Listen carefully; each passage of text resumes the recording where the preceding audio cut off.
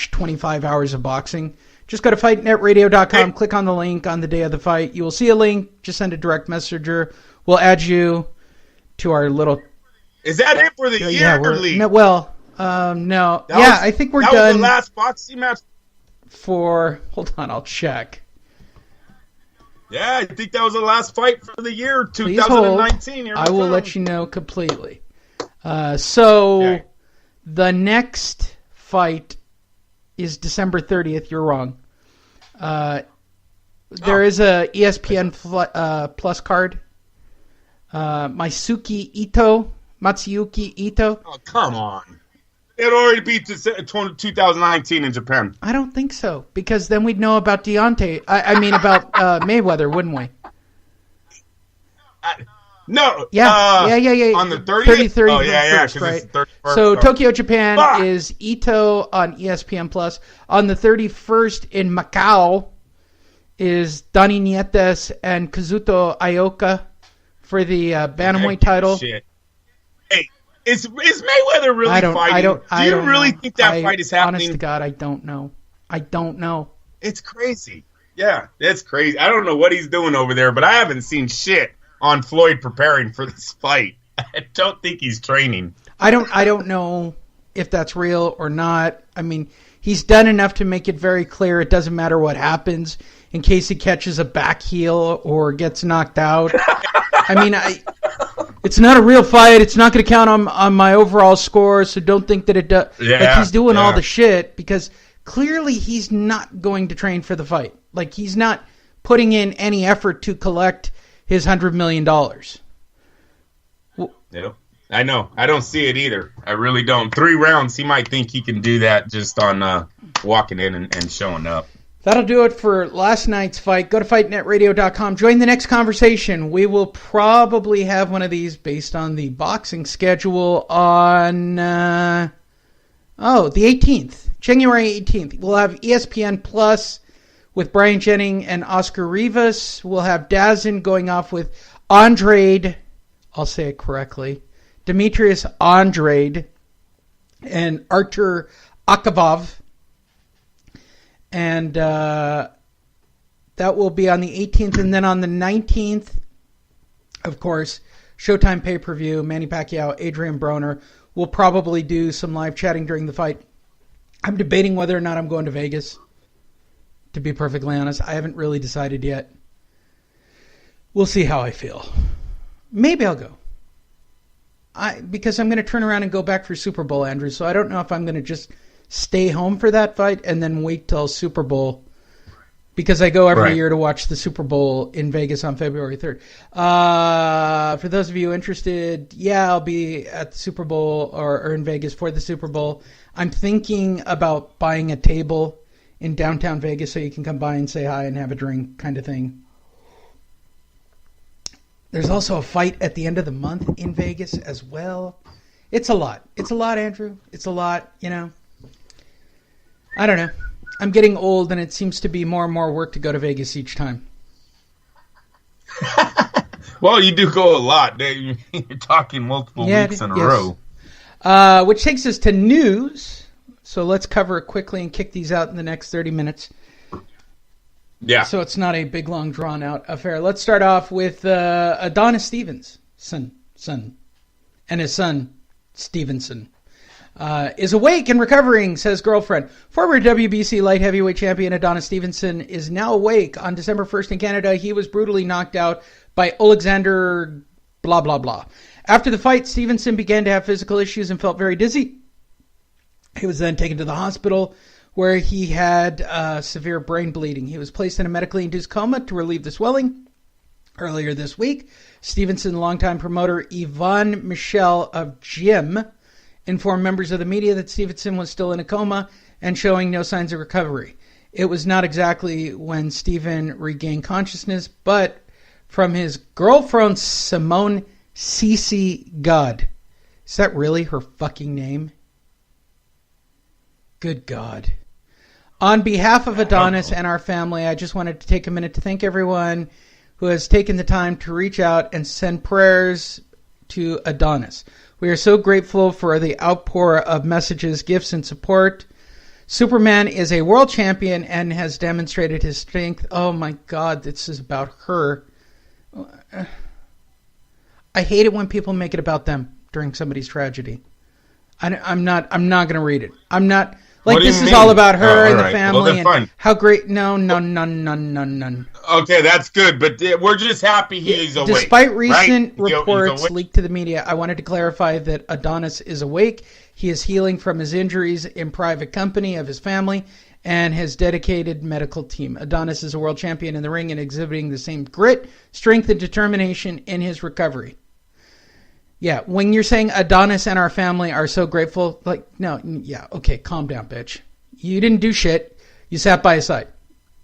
Sorry.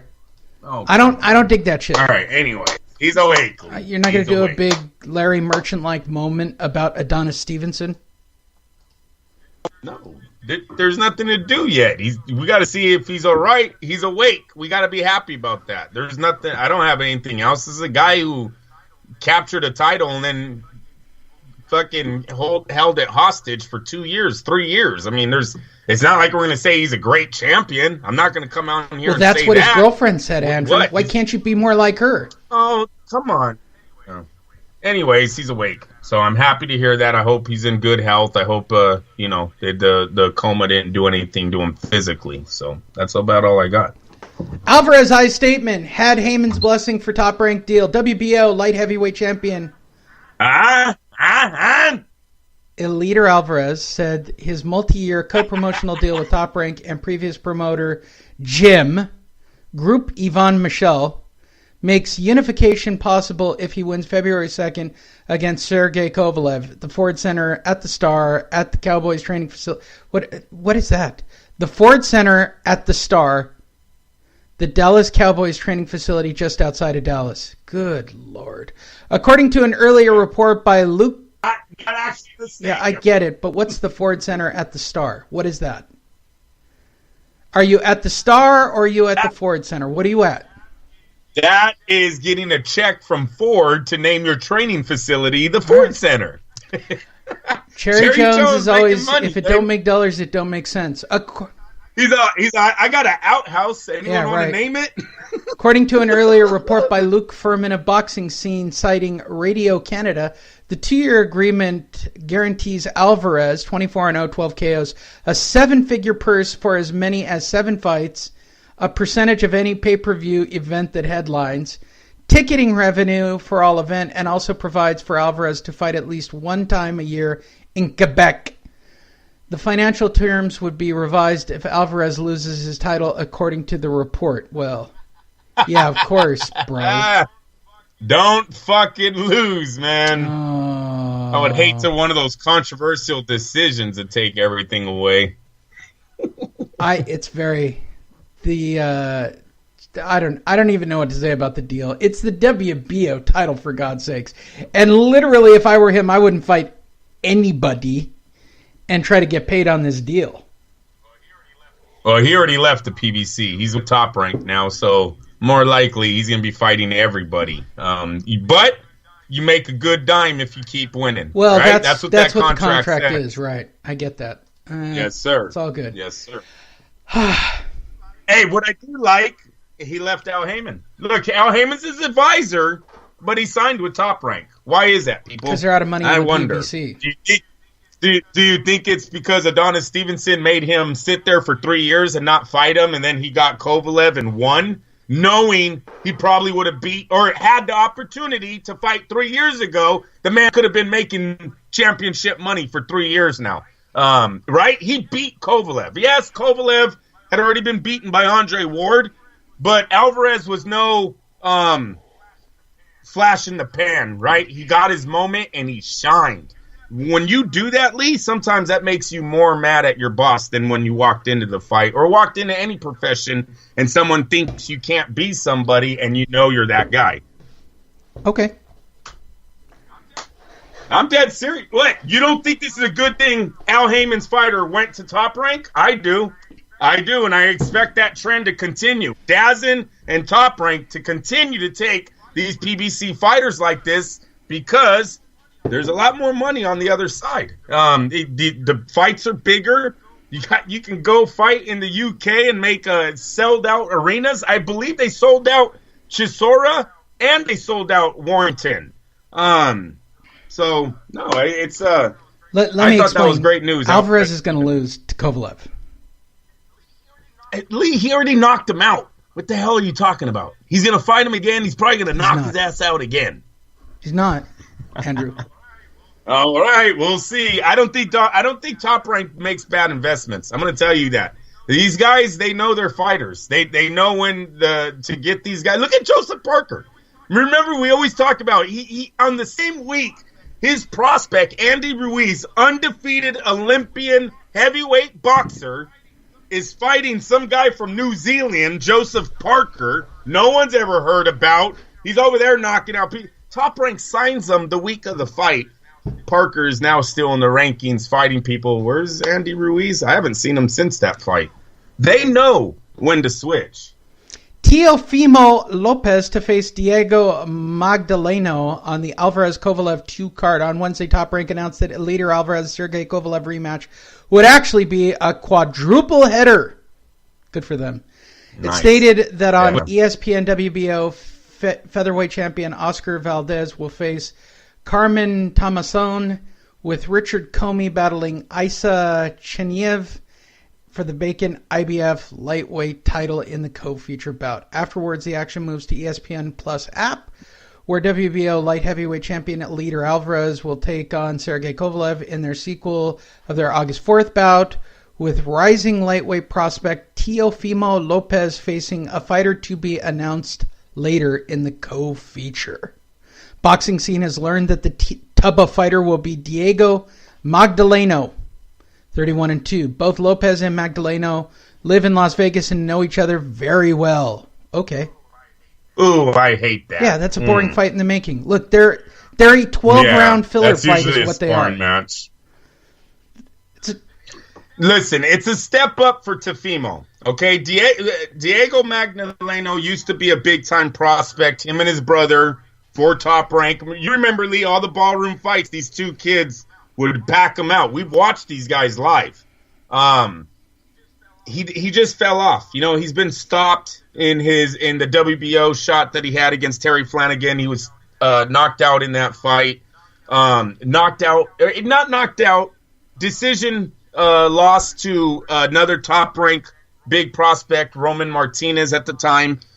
So he's had his shots with Top Rank and just hasn't been able to get over the hump, and that's why he's back to a gatekeeper or whatever you want to put Diego Magdaleno right now. He's not the prospect we once thought he was, but a step up for a young man like Teofimo Lopez. He's only, 20 years old, 21 years old, going in with the guy who's already been with world-class opponents, and one of them lost a split decision to, so that's not that far. It's not like he got manhandled in one of his fights for the title. So yeah, I like this Teofimo Lopez kid. I like this step up in competition. This is a real big fight for him. He wins this. I don't see Top Rank holding him back. Which takes us to our next story, and something I've been watching closely. And if you listen to the new intro drops that I put in, I finally took out the Tommy Hearns in whatever it is that he says that I can't make out. Swapped it out with a Bob Arum quote where Bob Arum calls Dana White a piece of crap, which I just love. Dana White reacts to De La Hoya and this thing that's gone on for the last 2 weeks. We haven't talked about it. So this all started with, did we talk about it? Dana White called Oscar a coked up lunatic or something roughly to that effect. Oscar responded with, I'm going to kick Dana White's ass. Let's fight. Right? He's always looking for a fight. So then it's basically gone back and forth, which takes us to UFC president Dana White has responded to the fight challenge by Golden Boy Promotion CEO Oscar De La Hoya. The War Awards has been brewing well over a year. I wouldn't say a year, a couple of weeks. This is all based on Chuck and Tito. They had a fight a couple of weeks ago. Chuck is a shot fighter. He's been a shot fighter for a while, and he's very close friends with Dana White, right? But Oscar cashed in on both guys, and Tito knocked out Chuck. That set off Dana, who